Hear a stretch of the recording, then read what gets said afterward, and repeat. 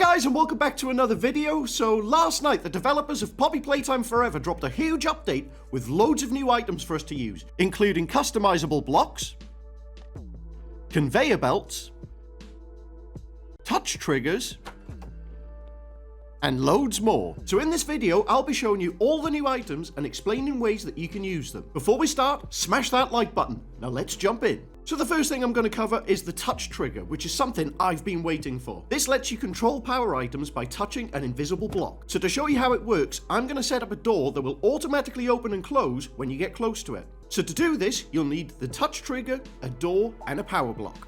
So for this example, I'm going to show you two different ways you can use it with doors. So first of all, set it up something like this, where you have the trigger in front of the door, and then connect the power from the trigger to the power block, and then the power block to the door. If you click on config and then select the touch trigger, you'll notice that there's an option for persist. Now it gives you the option to make it true or false, and the difference is, if it's true, when you open the door, it will stay open.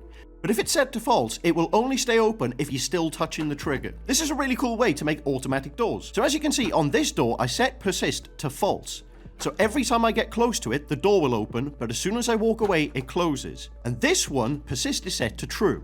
So when I open it, it will stay open even if I walk away. Now in one of my previous videos, I showed you a way to make an audio jump scare by opening a door. But now using these touch triggers, you can trigger an audio jump scare just by the player touching it. If you want to do this, all you'll need is the speaker, a power block, and the touch trigger. If you want more information on how to customize the sound, check out my previous video. The link will be in the description.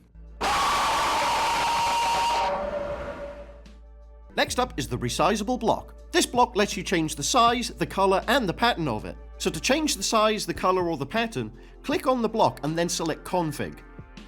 Then you can change the material, the color, and the size. Now to change the size, you have to put in numbers. Now this will take a little bit of getting used to, but you basically have to put the sizes of the length, the width, and the height. This will make it a lot easier to make better custom builds than just using the pre-made blocks in the stamper. So something else that the devs have added is large tiles that don't have a floor. Now this would be great if you wanted like an obby type section, where if the player falls, they die. So to find them, go into tile mode and scroll all the way across, you'll see these new tiles. As you can see, the floor is just like a black fog. Now that means that there is no floor. So I'm going to place a couple of these down, and using the resizable block, I'm going to make a miniature obby.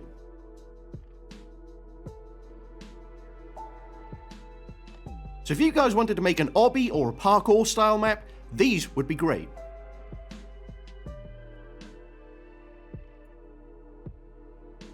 Okay, so next up we're going to take a look at the conveyor belt system. To get the conveyor parts, open up the stamper, select all, and scroll all the way to the right. Now as you can see, there's loads of different conveyor sections, but to buy the pack it costs 10,000 coins. Now obviously you can buy coins using Robux, or if you want to get coins for free, check out my tutorial on how to farm coins and XP for free. The link will be down in the description. Now I've bought the pack to be able to show you guys, so I'm going to place some of these parts down so we can test it out. So first of all I'm going to use this cross section, then I'm going to use these corner pieces. Now remember to rotate them to make sure that the arrow is pointing in the direction that you want to go. Next I'm going to use a conveyor straight section.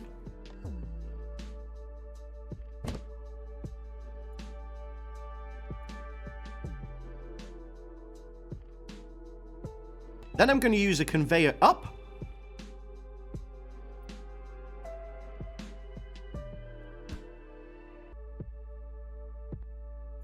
Another conveyor straight section,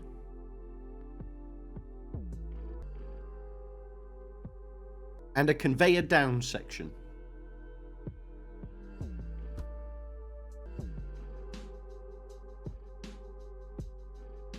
I'm going to use another corner piece,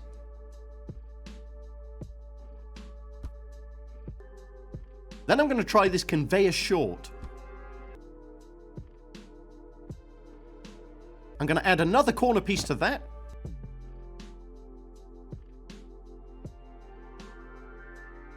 And then I'm going to use this conveyor T shape.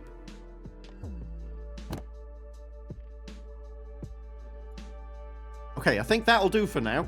Now to actually make these work, you need to connect them to a power block. And this is how you do it. Select the power block and go to config. make sure that it says powered true. Then select power and go from the power block to each section individually.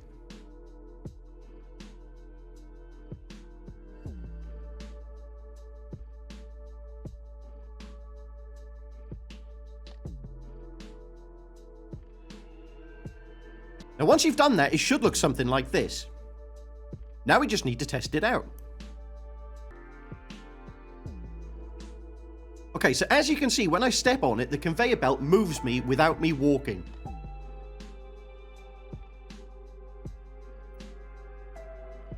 Let's just make sure it takes me all the way to the end.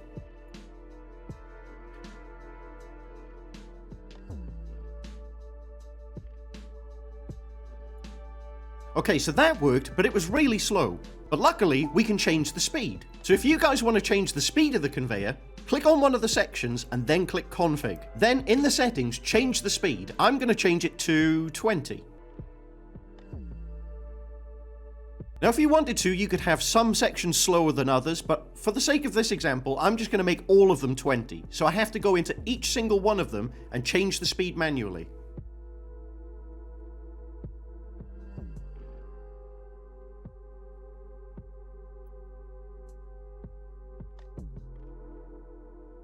Okay, now that I've changed the speeds on all of them, I'm going to test it out again.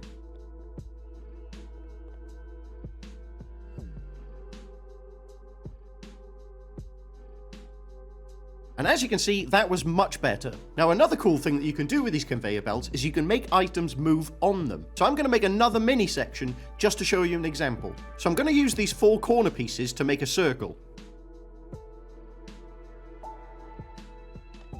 Now of course, these need to be connected to a power block. Now some items in the stamper you can unanchor. So I'm going to find some items from the stamper that are small enough to fit on the conveyor. For this example, I'm going to pick the Bunzo toy. And I'll also pick the PJ toy. I'm going to have the PJ toy as anchored, and I'm going to have the Bunzo toy as unanchored. To change if they're anchored or not, select the item and then go into config, and where it says anchored, select true if you want it to stay still, or select false if you want it to be able to move. Now I don't want them flying around this conveyor belt really fast, so I'm going to change the speed to 5. Okay, so now that I've got it set up, let's give it a test.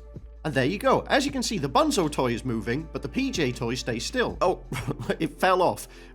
So maybe you'll need to tweak this slightly, but you can see that it actually does work. Okay, so next up is the Catwalk set. Now this costs 5,000 coins, so I'm going to buy it and show you what's in it. Now probably my favorite thing out of this pack is the fact that it has stairs. Now this is the first pack that we've had that actually has pre-made stairs. So I'm going to put a couple of these different sections together so you guys can see how it looks.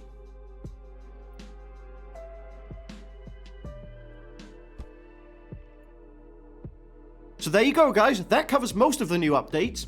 If there's anything that I didn't cover that you want to find out more about, let me know down in the comments. And if you want to see more videos like this, drop a like and subscribe for more, and I will see you in the next one.